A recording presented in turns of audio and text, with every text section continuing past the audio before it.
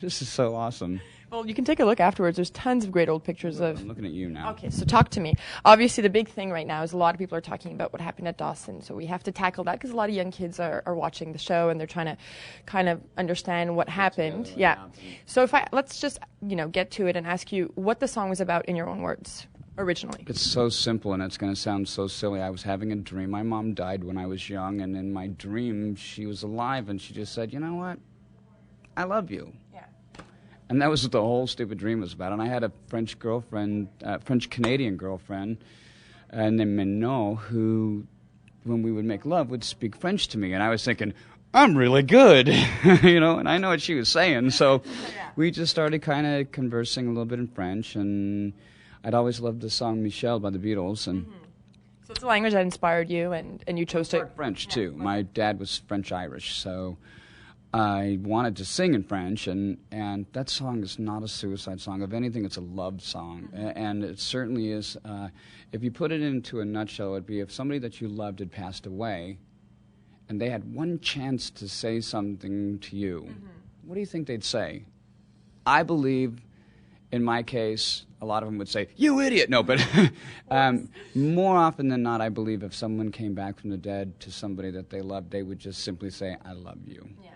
What was your reaction when you initially heard that he'd been listening to the song? Well, I didn't hear about the song part. I just heard what he did to the city, and I've been a fan and a friend of Montreal for a while. When we had the ice storm here before, we did a big concert here and gave passes out to everybody who would donate canned food and blankets for the shelters because...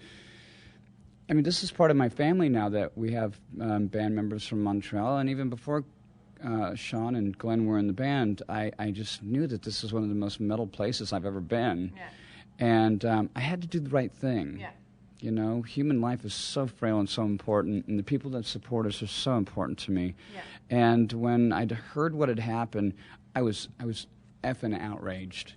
But once I heard I was involved in it somehow, it nauseated me. I felt like I was going to barf, and I was dizzy and everything, and I was thinking, like, how could you? Now, my whole feeling on this is if that guy really was a fan of mine, I wished I could have talked to him. What would you have said? What the hell are you thinking? Yeah. Probably.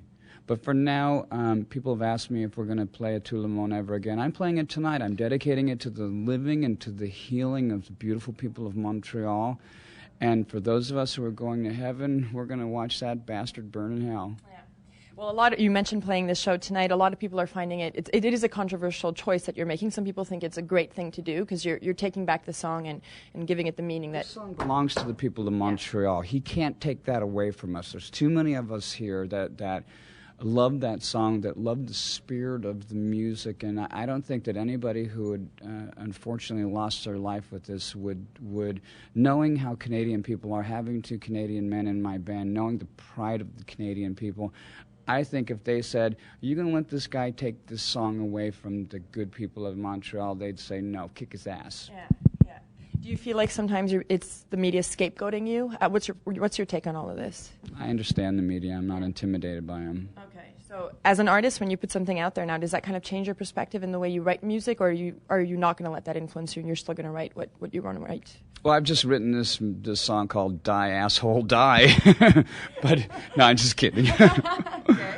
But, I really write from the heart, and this... Is that going to sort of make you think twice about what you put out there? Or? No, that song was misinterpreted by this guy. It's like the guy taking, sorry seems to be the baddest word by Elton John and become a serial killer. It's like, what were you thinking? Yeah. Don't pin me on this. If anything, you're a disgrace to the people in Montreal. I wish that the people, every person in Montreal would know how much we really enjoy being here and playing for them. Mm-hmm. There's only so many people can fit into the Bell Center tonight. Yeah. If there's a bigger place to play, we'd play it. But, we're growing into our relationship with the city of Montreal. Why do you think that in the past, when we look at situations like Columbine that Dawson happened, why do you think it seems to be with metal or goth music, with a specific genre? Like, we don't really hear about that with, like, pop and hip-hop. What's your opinion on that? It happens in pop and hip-hop. Yeah. You just don't hear it. Do you think guys in rap music don't kill each other? What is a drive-by? Yeah. What is a drive-by? Bang, bang, bang, bang, bang. People die, okay? But they don't pin it on the bands because they don't know who the hell they were listening to. Yeah. This guy fingered me, said listen to the song. And all he was talking about, the chorus where was saying, goodbye, my friends. Well, evidently this guy didn't have any friends. The sad thing, here's the sad thing. This is really, really terrible.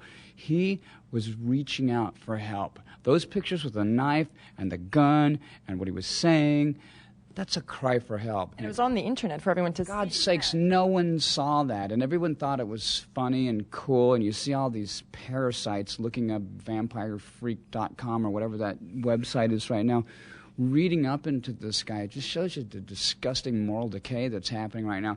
Who cares about what he was like when he's dead now? How about saving his own life and saving the life of the innocent, you know? That was a cry for help, and nobody listened. And that's one of the things that stereotypes and stigmatizes heavy metal. We are not all like that guy. We're not.